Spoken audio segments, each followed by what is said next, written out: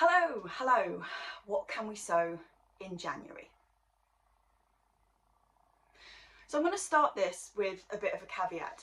Technically, if you've got heat and you've got light, you can pretty much sow anything in January. I mean, that's an exaggeration, but there's a lot of things you can sow. But there's other things to take into consideration other than what you actually can sow. Because when you start them out and they're all little seeds and tiny little seedlings, that's all perfectly well and good. But they're not going to stay that small for long. And if you start things like tomatoes, like my sister has started her tomatoes in January. She always does, but she's got the space. I don't have the space. If I start my little tomato plants now, I can't get them out into the polytunnel until, well, after the last frost date. So we're talking about mid to the end of April. Now tomatoes grow really, really fast. And if I've got to keep like 30 tomato plants inside warm and with light for 4 months, it's going to be a forest and I won't have room for anything else. So although you can start tomatoes now, it's not something I would do. I won't be starting my tomatoes until mid-March. And that goes for quite a lot of things actually. You've got to, at this time of year when you're starting stuff off, you can get a jump start on a lot of things, but you've got to manage your space and your resources. So things like places you can keep them where they're going to get maximum light, or alternative lighting systems, so if you've got grow lights or whatever. But we don't have unlimited resources, and if we start everything off now, we're going to be in trouble by March. But there are things that you can sow now that don't need a lot of resources. So if you've got a cool unheated greenhouse, or I've got a conservatory downstairs that doesn't have any heating in it, there are things you can start. So there's things like onions. So I started my onions on Boxing Day, which is like a traditional onion sowing day. Some onions are better for that than others. You'll see on the seed packet, some of them say good for overwintering. Others you have to sow quite late into the spring. So just check the variety you go with before then. But you can do almost all spring onions now. And they're just popping up quite happily downstairs, no extra heat, but they are in a very light spot. It's like all glass. In a similar environment to that, so unheated, you can start broad beans indoors now, so in a sheltered spot. If you stick them straight out in the ground, they're liable to either rot or be eaten by something. There's a lot of really hungry creatures around at this time of year, and you stick a lovely big broad bean just straight into the soil, it's likely going to be eaten before it has a chance to germinate.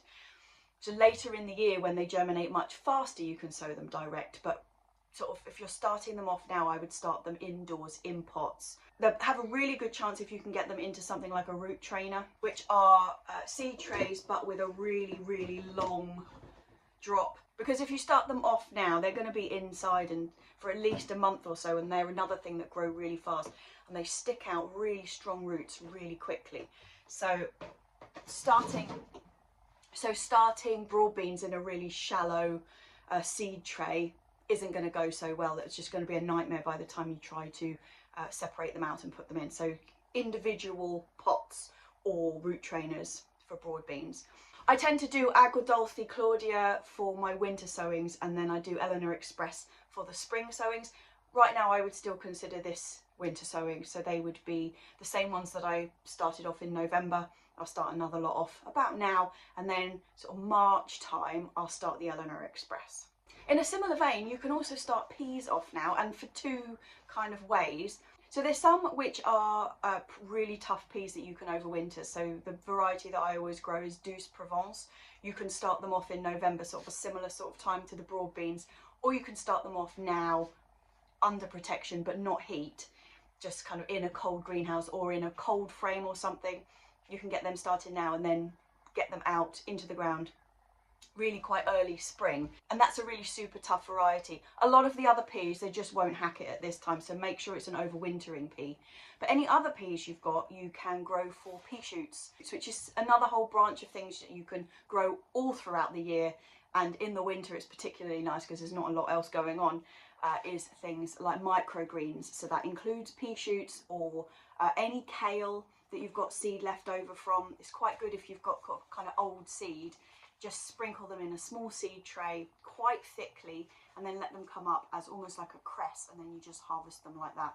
Absolutely fantastic at this time of year when you're not getting a lot of fresh stuff straight from the allotment. But peas, almost any variety you can grow for that. You can even do like marrowfat peas that you can buy at the supermarket. That's a super cheap way of doing it.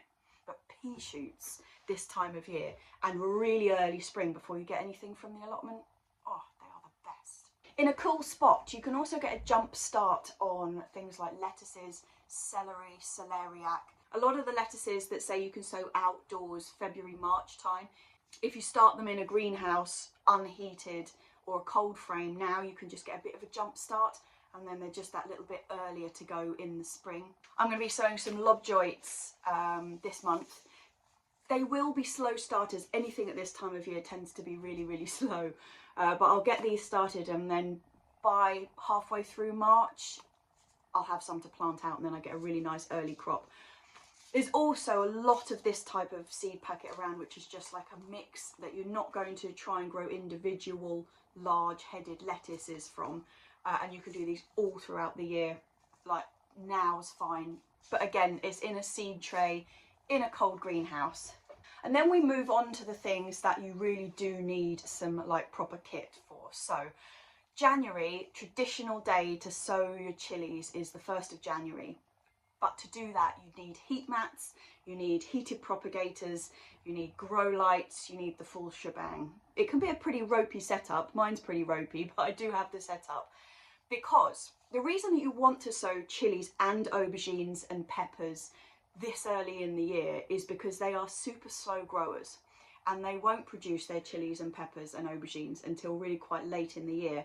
And so if you can give them that like really early start, just makes all the difference. However, chilies, for example, their ideal sort of germinating temperature is 28 degrees.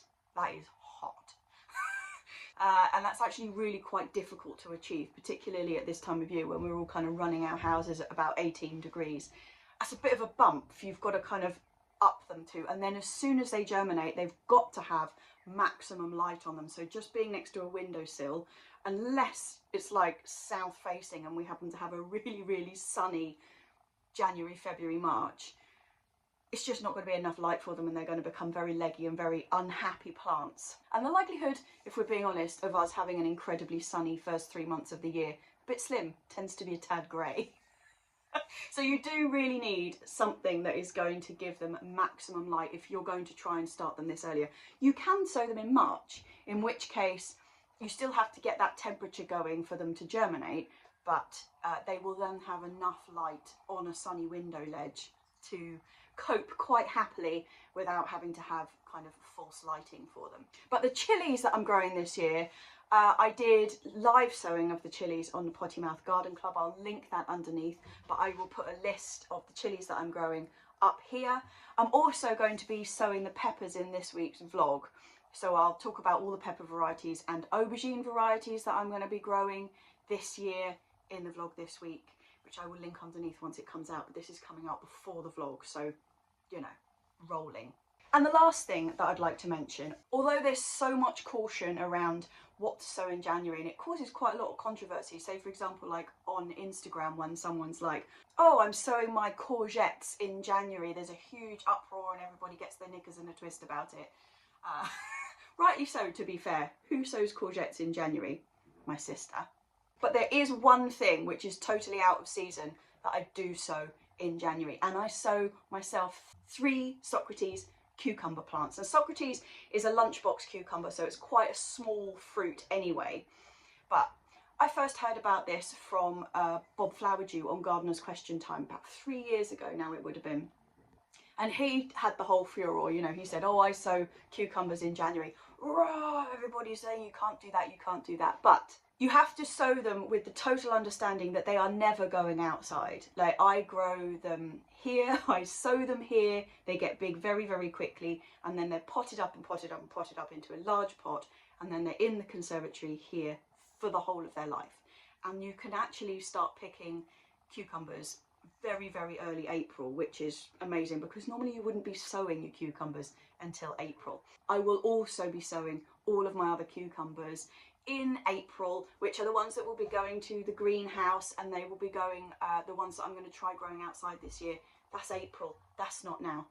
These are just Socrates cucumbers, so a small cucumber that will stay in the house and be beautiful for the whole year. I mean, they were fruiting up until, when were we, like September this year. They were still going strong. So that is well worth doing, in my opinion. But they are to stay inside before anybody's like, you can't grow your cucumbers at this time of year. I know that normally. But just have a go. You don't have to grow 3 of them because cucumbers do get quite big. You do need the space because they're climbers. But just try one. Try one and see if it works. I got a couple of people doing it last year and it seemed to work really well for them as well. So I'm not just an anomaly. Anyway, that is kind of a broad overview of what I think you can be sowing in January. Lots of people do put their cauliflowers in January and some of their cabbages. I can't grow cauliflowers for love nor money, so that's not something I do. I grow a perennial cauliflower, so I don't even have to think about it. But as this series rolls on, we'll find there's a lot of things which are repeat sowers. So things like spring onions that were mentioned in this vlog, I've just put in my Ishikura, and I'm just about to sow some more Lilia spring onions, which are just so beautiful. Purple, just marvellousness. Anyway, I will be sowing them basically for the whole year. So every time we do these videos, so I'm going to do one a month, I'm not going to go through all of the things that you can re-sow. Each month I'll introduce the new things that you can sow, and then at the end there will be a list of things that we're continuing to sow. So it's things like carrots. Once they get started, you can sow them every week for like 5 months. I'm not going to talk about carrots every time. They'll be in the first one, and then there'll be a list at the end. That's my strategy anyway. So yeah, proceed with caution for January sowings, but if you've got the space,